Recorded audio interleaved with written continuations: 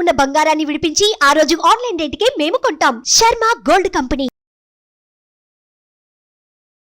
నమస్తే అలగిరి రవీంద్రనాథ్ గారు. నమస్తే అండి ఉష గారు.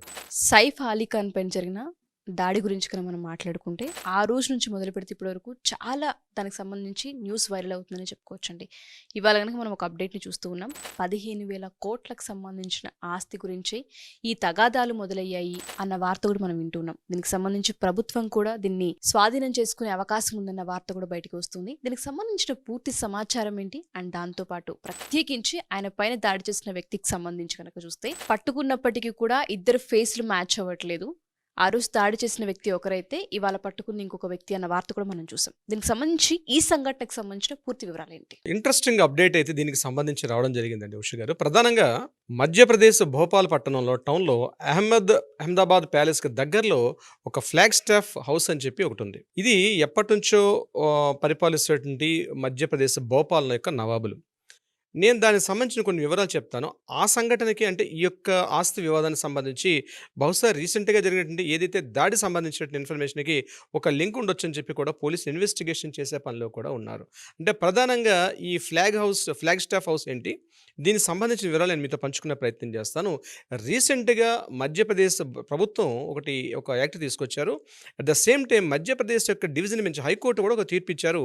15,000 కోట్ల రూపాయలు, అక్షరాల 15,000 కోట్ల రూపాయల ఆస్తికి సంబంధించి, అది కూడా సైఫ్ అలీ ఖాన్ యొక్క వారసులు సైఫ్ అలీ ఖాన్ గారికి సంబంధించి ఒక ప్రాపర్టీ ఇష్యూ మీద ఒక తీవ్రమైనటువంటి ఒక తీర్పు అయితే వచ్చింది.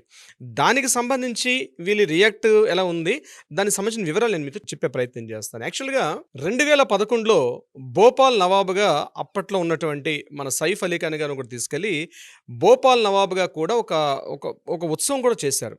అంటే ఆ సంప్రదాయవాదందరూ కూడా తలపాగా చుట్టే ఒక ఉత్సవం కూడా 2011లో జరిగింది భోపాల్ నవాబ్గా. అంటే ఇప్పటివరకు అందరికీ తెలిసి ఈయనకు ఆల్రెడీ హర్యానా దగ్గర ఉన్నటువంటి గోర్గావ్ దగ్గర ఒక ప్యాలెస్ ఉందని అందరికీ తెలుసు. అది కాకుండా భోపాల్లో కూడా ఒక పెద్ద ప్యాలెస్ ఉంది. ఆ ప్యాలెస్ అక్షరాల దాని విలువ 15,000 కోట్ల రూపాయలు అని చెప్పి వార్తలు అయితే వస్తున్నాయి. ఈ ప్రాపర్టీ వీళ్ళ యొక్క పూర్వీకుల నుంచి వస్తున్నటువంటి ప్రాపర్టీ ఎవరికి, సైఫ్ అలీ ఖాన్ గారికి. నవాబ్ అలీ ఖాన్ అని చెప్పి ఆయనకి ఇద్దరు అమ్మాయిలు అయితే, ఆ నవాబ్ అలీ ఖాన్ తాలూకా అమ్మాయి అబీదా అంటారు. ఆ అబీదా అమ్మాయి రీసెంట్గా 2015లో ఇండియా నుంచి ఆమె పాకిస్తాన్ వెళ్ళిపోయింది. సో ఇక్కడ మన ఇండియన్ చట్టాలు ఏం చెప్తున్నాయంటే 1968లో ఒక యాక్ట్ తీసుకొచ్చారు, 1968 ఎనిమీ యాక్ట్ అంటారు. ఆ యాక్ట్ ప్రకారం భారతదేశాన్ని విడిచిపెట్టి వేరే దేశాలకు వెళ్ళిపోతే, అంటే పాకిస్తాన్ దేశానికి వెళ్ళిపోతే విభజన తర్వాత, అంటే ఇండియన్ స్టేట్ డివైడ్ అయిన తర్వాత, అంటే భారతదేశం విడిపోయిన తర్వాత పాకిస్తాన్కి వెళ్ళిపోతే వాళ్ళ ప్రాపర్టీస్ ఇక్కడ ఏవైతే ఉన్నాయో అవన్నీ కూడా ప్రభుత్వం జప్తు చేసుకునే అధికారం ఉండేటట్టుగా 1968 ఎనిమీ యాక్ట్ అని అంటారనమాట. ఆ యాక్ట్ ప్రకారం ఏదైతే ఈ ఫ్లాగ్ స్టాఫ్ హౌస్కి అప్పటి వరకు ఉన్నటువంటి వ్యక్తి రీసెంట్గా 2015లో ఆమె పాకిస్తాన్ వలస వెళ్ళిపోయారు ఆవిడ. సో ఆ ప్రాపర్టీని ప్రభుత్వం స్వాధీనం చేసుకునే క్రమంలో భాగంగా ఆమె యొక్క అంటే స్వాధీనం చేసుకోవడం చెప్పి ప్రభుత్వం ఉత్తర్వులు జారీ చేసింది. అయితే ఇమీడియట్గా దాన్ని షూట్ చేసి ఆమె యొక్క సిస్టర్ ఇంకొక ఉంది, సాజిదా సుల్తాన్ ఆమె పేరు. ఆ సాజిదా సుల్తాన్కి వారసులుగా ప్రజెంట్ ఎవరున్నారంటే సైఫ్ అలీ ఖాన్, అదేవిధంగా భార్య అయినటువంటి కరీనా కపూర్, ముందున్నటువంటి ఇబ్రహీం అలీ ఖాన్, అదేవిధంగా సారా అలీ ఖాన్, వీళ్ళందరూ కూడా వారసులుగా వస్తారు దీనికి సంబంధించి ఈ ప్రాపర్టీకి. అయితే 1968 యాక్ట్ ప్రకారం, ఈ ఎనిమీ యాక్ట్ ప్రకారం ఈ ప్రాపర్టీని స్వాధీనం చేసుకునే క్రమంలో ఇమీడియట్గా వీళ్ళందరూ ఏం చేశారంటే, సాజిదా సుల్తాన్ ఆవిడ ఇండియాలో ఉన్నారు, ఈ ప్రాపర్టీకి నేను లీగల్ హైర్గా ఉన్నానని చెప్పి ఆవిడ మళ్ళీ కోర్టు గుమ్మానికి ఎక్కడం జరిగింది ఈ ప్రాపర్టీకి సంబంధించి. అయితే ఈ 2015 తర్వాత ఆవిడ సాజిదా సుల్తాన్కి వారసురాలుగా ఉన్నటువంటి ఎవరైతే వీళ్ళున్నారో దీనికి సంబంధించి ప్రభుత్వం 2 సార్లు కూడా హైకోర్టులో వాదనలు వినిపించేటప్పటికీ అప్పుడు జస్టిస్ వివేక్ అగర్వాల్ గారు ఒక తీర్పు కూడా చెప్పడం జరిగింది. రీసెంట్గా ఒక తీర్పు వచ్చింది దీనికి సంబంధించి. ఆ తీర్పు ప్రకారం ఈ ప్రాపర్టీ ఏదైతే ఉందో ఈ ప్రాపర్టీని మొత్తం కూడా ప్రభుత్వ ఉత్తర్వుల ప్రకారం జారీ చేసుకుంటుందని చెప్పినప్పుడు దీనికి ఎగ్నిస్ట్గా ఉన్నటువంటి ఈ సైఫ్ అలీ ఖాన్ వాళ్ళకి రెస్పాండ్ అవ్వమని చెప్పి ఒక నోటీస్ పంపించారు. ఇమీడియట్గా విత్ ఇన్ 30 డేస్లో రెస్పాండ్ కాకపోతే ఈ ప్రాపర్టీని జప్తు చేసుకుంటామని చెప్పి ఇప్పటికీ 2 సార్లు నోటీస్ అందుకున్నప్పుడు కూడా డివిజన్ బెంచ్ ముందు సైఫ్ అలీ ఖాన్ గారు ఇప్పటిదాకా సైఫ్ అలీ ఖాన్ కావచ్చు, లేకపోతే వారి యొక్క వారసులు ఎవరు కూడా, ఇప్పుడు నేను చెప్పినట్టు వీళ్ళ ఫ్యామిలీ మెంబర్స్ ఎవరు కూడా ఆ ప్రాపర్టీకి సంబంధించి వాళ్ళ యొక్క వాదనలు వినిపించలేదు. ఈరోజు మనం వీడియో చేస్తున్న దాకా అప్డేట్ అయితే లేదు. దీనికి సంబంధించి ఈ వివాదం ఎలా ఉందో చిట్టచివరిగా ఫైనల్ యాక్షన్లోకి, అంటే ఫైనల్ ఉత్తర్వుల ప్రకారం జడ్జిమెంట్ దీని ప్రకారం ఇమ్మీడియట్గా ఈ ప్రాపర్టీని ప్రభుత్వం తీసుకుంటుంది, జప్తులో తీసుకోవడం చెప్పి గవర్నమెంట్ అక్కడ మధ్యప్రదేశ్ భోపాల్ ప్రభుత్వం కూడా హెచ్చరికలు జారీ చేసింది. ఇదిలా ఉంటుండగా ఈ సంఘటన జరిగింది, దాడి జరిగింది. అయితే దీని మీద కరీనా కపూర్ గారికి, సైఫ్ అలీ ఖాన్ గారికి కూడా తీవ్రంగా విభేదన ఉన్నట్టుగా కూడా వార్తలు చక్కర్లు కొడుతున్నాయి. అంటే 15,000 కోట్ల రూపాయల ఆస్తి విషయం సంబంధించి వాళ్ళ ఫ్యామిలీ మెంబర్స్కి వీళ్ళకి మధ్య చాలా తగాదాలు అవుతున్నాయి. ఇది బయటకు రాలేదు ఈ విషయం ఇన్ఫర్మేషన్ సంబంధించి, బట్ జరుగుతుంది అన్న విషయం అయితే కంప్లీట్గా చక్కర్లు అయితే కొడుతున్నాయి, మొత్తం ముఖ్యంగా భోపాల్ సంబంధించి. ఎందుకంటే ఈయన భోపాల్కి నవాబ్గిరి కూడా అంటే 15,000 కోట్ల ఆస్తి వీళ్ళ పూర్వీకులు చూస్తున్న ఆస్తి. మన్సూర్ అలీ ఖాన్ పటౌడి తర్వాత 2011 చనిపోయారు. 2011 తర్వాత దానికి వారసులు వీలయ్యారు ఇప్పుడు ఆ ప్రాపర్టీకి. సో వారసుల ప్రకారంగా వచ్చిన ప్రాపర్టీని ప్రభుత్వం హ్యాండ్ ఓవర్ చేసుకోవడానికి 2 సార్లు ఇచ్చినప్పుడు కూడా వీళ్ళు ఎటువంటి అంతర్గత విషయాలు అన్నవి బయటకు రావట్లేదు. ఆ విషయాన్ని వాళ్ళు మాట్లాడితే కానీ తెలియదు, వాళ్ళు ప్రెస్ మీడియా ముందుకు వచ్చి మాట్లాడితే కానీ దీనికి సంబంధించిన ఇన్ఫర్మేషన్ తెలియదు. కానీ ఇప్పటికి 2 సార్లు కూడా ఎటువంటి కల్లా థర్డ్ టైం ఉత్తర్వులు వచ్చినప్పుడు కూడా రెస్పాండ్ అవ్వకపోవడం అనేది కొంత అనుమానాన్ని దారితీస్తుంది. ఇంకా బహుశా నాకు తెలిసి ఇది ప్రభుత్వం జప్తు చేసుకునే అవకాశం కూడా ఉంది. దీనికి సంబంధించి కరీనా కపూర్ ఫ్యామిలీకి అదేవిధంగా సైఫ్ అలీ ఖాన్ కుటుంబాలకి మధ్య తీవ్రమైనటువంటి వాగ్వివాదాలు జరుగుతున్నాయి గడిచిన కొంతకాలంగా అన్నటువంటి ఊహాగానాలు, వార్తలు అయితే మాత్రం విశృంఖలంగా స్టార్ట్ అయినాయి. బహుశా మనకి రీసెంట్గా జరిగిన అప్డేట్ ప్రకారం మనం చూస్తున్నాం దీనికి సంబంధించి. అయితే ఇదే సందర్భంలో ఇటువంటి సంఘటన ఏదైతే జరిగి అంటే దీని మధ్య విభేదాలు తారాస్థాయికి వెళ్ళి దీనికి సంబంధించి రీసెంట్గా వాళ్ళు స్విట్జర్లాండ్ కూడా వెళ్ళారు. స్విట్జర్లాండ్లో ఒక 1 వీక్ 10 days ఉండొచ్చారు. అప్పటి నుంచి కరీనా కపూర్కి అట్ ద సేమ్ టైం అంటే కపూర్ ఫ్యామిలీకి నేను చెప్పేది పర్టికులర్ కరీనా కపూర్ అంటే కపూర్ ఫ్యామిలీకి చాలా పెద్ద ఫ్యామిలీ. కపూర్ ఫ్యామిలీ అంటే పృథ్వీరాజ్ కపూర్ దగ్గర నుంచి కూడా చాలా పెద్ద ఫ్యామిలీ. రాజ్ కపూర్, పృథ్వీరాజ్ కపూర్ దగ్గర చాలా పెద్ద ఫ్యామిలీ. అసలు కపూర్ ఫ్యామిలీ నుంచి ఖాన్ ఫ్యామిలీకి వెళ్ళినప్పటికే చాలా ప్రమాదాలు.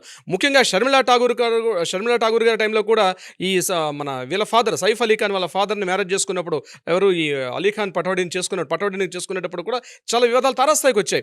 అంటే అప్పటి నుంచి కూడా వీళ్ళ కుటుంబం ఎప్పుడు కూడా వివాదాలే. అంటే వీరు హిందూస్ మ్యారేజ్ చేసుకోవడం, తర్వాత కపూర్స్ యాక్చువల్లీ హిందూస్ అనమాట. సో చేసుకున్న తర్వాత వాళ్ళు మళ్ళీ ముస్లిమ్స్లో కన్వర్ట్ అవ్వడం, ఈ యొక్క విభేదాల్లో చాలా ఉన్నాయి. అట్ ద సేమ్ టైం ఈ ప్రాపర్టీ ఏదైతే ఉందో అంటే దీన్ని బట్టి మనకు తెలుస్తుంది అంటే సైఫ్ అలీ ఖాన్ గారికి నాట్ ఓన్లీ ఏదో ఇంతవరకు మనం అనుకున్నట్టుగా ఏదో 2,000 కోట్లు 3,000 కోట్లు కాకుండా కొన్ని వేల కోట్ల రూపాయల ఆస్తి. ఇదే 15,000 కోట్ల ఆస్తి అయితే అక్కడ మన హర్యానాలో ఉన్నటువంటి ఆ ప్యాలెస్ కూడా అది కొన్ని వేల కోట్ల రూపాయల ఆస్తి. ఇన్ని ప్రాపర్టీస్ ఇష్యూస్ మీద చాలా దారుణంగా జరుగుతున్నాయి. దీని మీద సరైన వారసులు ఎవరు? మరొకటి ఏంటంటే as per the Muslim community rule ప్రకారం అంటే వాళ్ళకున్న పటౌడీ రూల్ ప్రకారం ఓన్లీ అమ్మాయిలకు ఆస్తి యొక్క రాదు. ఎవరైతే అబ్బాయి ఉంటారో అబ్బాయికి మాత్రం వస్తుంది. ఇప్పుడు ఈ రకంగా మనం మాట్లాడుకుంటే సైఫ్ అలీ ఖాన్ తర్వాత ఇమీడియట్గా అక్కడ వారసులు ఎవరంటే ఇబ్రహీం అలీ ఖానే వారసులు వస్తారు. ఆ అమ్మాయి సారా అలీ ఖాన్ కానీ వీళ్ళెవరు కూడా వారసులు రారు. మనకి విషయం తెలుసు, సారా అలీ ఖాన్ గారు కూడా చాలా సందర్భాల్లో ఆవిడ ఒబేసిటీ సమస్యను చాలా ఫేస్ చేశారు. సినిమా ఇండస్ట్రీ రాకపోతే చాలా రకరకాలుగా మరలా ఆవిడ సినిమా ఇండస్ట్రీకి రావడం జరిగింది. అంటే విభేదాలు తారాస్థాయిగా ఉన్నాయి. ఈ వేల కోట్ల రూపాయల ఆస్తికి సంబంధించి విభేదాలు చాలా తారాస్థాయిగా ఉన్నాయి. అటువంటి సమయంలో ఈ సంఘటన జరిగింది. ఇది కంప్లీట్గా పెద్ద వైరల్ అయింది, ప్రతి ఒక్కరు మాట్లాడుకుంటున్నారు. ఇటువంటి సందర్భంలో ముంబై పోలీసుల మీద తీవ్ర ఒత్తిడి గురైంది. దట్ ఇంకోటి ఏంటంటే దీనికి ఈ ఎంక్వైరీకి సంబంధించి పోలీస్ ఇంటరాగేషన్ సంబంధించి దయానాయక్ గారు రీసెంట్గా రావడం. దయానాయక్ అంటే it's one of the familiar person in ఇండియాలో. అంటే ముఖ్యంగా ఇన్వెస్టిగేషన్ చేయాలన్నా ఎంక్వైరీ చేయాలంటే దయానాయక్ గారు అంటేనే చాలా ఫేమస్ పర్సన్. అతని ఆధ్వర్యంలో ఈ యొక్క ఇష్యూస్ జరగడం దీనికి సంబంధించి ఎంక్వైరీ జరిగిన తర్వాత దయానాయక్ గారు సుమారుగా 70 బృందాలు ఏర్పాటు చేసి మొత్తం ఎంటైర్ ముంబై మహానగరాన్ని థానే డిస్ట్రిక్ట్ని జల్లెడ పట్టిన తర్వాత ముగ్గురిని పట్టుకున్నారు. ఆ ముగ్గురిని పట్టుకున్నప్పుడు కూడా మొదటి వ్యక్తిని పట్టుకుంటే ఆ మొదటి వ్యక్తి కాదు, ఆయన ఒక 5 గంటల పాటు విచారించారు, ఇతను కాదని చెప్పి మళ్ళీ పంపించారు. సెకండ్ పర్సన్ ఎక్కడో మార్కెట్ యార్డ్ వర్లీ దగ్గర మార్కెట్ యార్డ్లో ఒక ఇయర్ ఫోన్స్ ఒక ఆయన పర్చేజ్ చేస్తుంటే అతన్ని వెళ్ళి పట్టుకొని అతన్ని ఇంటరాగేట్ చేస్తారు. తర్వాత అతను కూడా కాదన్నారు. చివరిగా మూడోసారి మహమ్మద్ ఇష్రఫ్ అహ్మద్ అని చెప్పి ఇతన్ని పట్టుకున్నారు. ఇతని తీరా పట్టుకొని ఇతను కాస్త ఇంటరాగేట్ చేసినప్పుడు చివరిగా పోలీసులు చెప్పండి ఇతనే ప్రధాన నిందితుడు అని చెప్పి అతని మీద కన్ఫర్మేషన్ చేసేశారు. కన్ఫర్మేషన్ చేసిన తర్వాత నుంచి ప్రాబ్లం స్టార్ట్ అయింది ఏంటంటే ఏదైతే పోలీసులు ముందు మనకి ఇష్యూ జరిగిన తర్వాత అక్కడ ఉన్నటువంటి ఫుటేజెస్ రిలీజ్ చేశారో ఆ రిలీజ్లో ఆ ఇమేజెస్ ఉన్నటువంటి ఆ యొక్క పిక్చర్కి అంటే ఆ ఇమేజ్కి ఇప్పుడు ఎవరైతే నిందితుడిగా చెప్తుంటే మహమ్మద్ ఇష్రఫ్ అహ్మద్ అని చెప్తున్నారో ఇతనికి మధ్య మీరు చెప్తే నమ్మరు ఉష గారు, అసలు ఎక్కడ పోలికలు కూడా కనిపించట్లా. అది కామన్ మేము చిన్నపిల్లడికి అడిగినా చెప్తారు. ఆ ఇద్దరిని ఒక దగ్గర పెట్టి చూపించినా సరే ఆయన ఏజ్ చూస్తే ఎక్కడ ఉన్నాడు, ఈయనట్లా ఉన్నాడు. పోనీ రోజులు కూడా అయిపోలేదు, సంఘటన జరిగింది జస్ట్ విత్ ఇన్ 3 days తర్వాత పట్టుకున్నారు. 3 daysలో అంత మారిపోతాడా మనిషి? అంటే అన్ని రకాలుగా మారిపోతాడా? ఏజ్ ఏమో ఆ ఏజ్ని చూస్తే ఒక 25-26లా కనిపిస్తున్నాడు.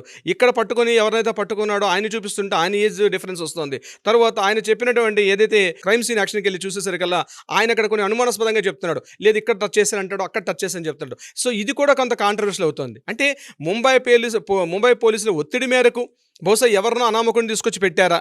ఇది పోలీస్ ఇంటరాగేషన్లో రేపు కోర్టు యొక్క ఫైల్స్ కన్ఫర్మేషన్ వస్తుంది. బట్ ఈలోగా చేయాల్సినటువంటి డ్యామేజే జరిగిపోతుంది. సైఫ్ అలీ ఖాన్ గారు నేను రీసెంట్గా హాస్పిటల్ డిశ్చార్జ్ అయ్యి నేను హాస్పిటల్ నుంచి ఇంటికి వచ్చారు. ఆయన ఈరోజు మీడియా ముందుకి ప్రెస్ ముందుకు వచ్చి ఈ యొక్క వివాదాలకి తెరమరుగేటట్టుగా ఆయన ఏదైనా వ్యాఖ్యలు చేసిన స్టేట్మెంట్ ఇస్తే తప్ప ఈవెన్ దో కరీనా కపూర్ గారు కూడా ఏదో ఒక ర్యాండమ్గా ఒక స్టేట్మెంట్ ఇచ్చారు, మా ప్రైవసీ కావాలి, మమ్మల్ని కాస్త దూరంగా పెట్టండి అంటున్నారు తప్పించి ఇన్ని రకాల వివాదాలు వస్తున్నటువంటి ప్రతి పాయింట్లో కూడా సైఫ్ అలీ ఖాన్ గారి విషయం మీద రకరకాల వివాదాలు వస్తున్నాయి. అంటే సోషల్ మీడియాకి మరేం పని లేదా? అవును, exactly, that the celebrities, public figures కాబట్టి ఖచ్చితంగా మాట్లాడుకుంటారు. ఈవెన్ కామన్ మెన్ అయినా మాట్లాడుకుంటారు, సెలబ్రిటీ అయినా మాట్లాడుకుంటారు. వన్స్ అది ఇష్యూ అయ్యి పబ్లిక్లోకి వచ్చి ఎఫ్ఐఆర్ నమోదైన తర్వాత ప్రతి ఒక్కరు మాట్లాడుకుంటారు. కానీ ఈరోజు పోలీసులు ఏదైతే చూపిస్తున్నటువంటి ఇమేజ్ ఎక్కడా పోలిక అవ్వట్లేదు. ఇది ఎక్కడికి దారితీస్తుంది, దీనికి పులి స్టాప్ పెడతారా, ఇంకా కామాలు పెట్టుకుంటూ వెళ్ళాలన్నది నెక్స్ట్ వాళ్ళు ఇచ్చినటువంటి స్టేట్మెంట్స్ మీద ఆధారపడి ఉంటుంది ఉష గారు.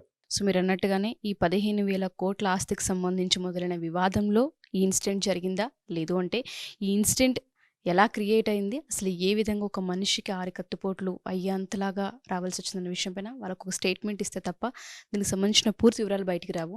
సో వేచి చూద్దాం. 6 కత్తిపోట్లు అని చెప్పినప్పుడు వెన్నుముకకి తగిలినటువంటి దెబ్బ గాయం కారణంగా ఆయన రెస్ట్ తీసుకుంటూ ఉంటే నేను ఆయన డిశ్చార్జ్ అయ్యి బయటకు వస్తున్నప్పుడు ఏదైతే సైఫ్ అలీ ఖాన్ గారికి ఇమేజ్ చూస్తుంటే అట్లా ఏం కనిపించట్లేదు.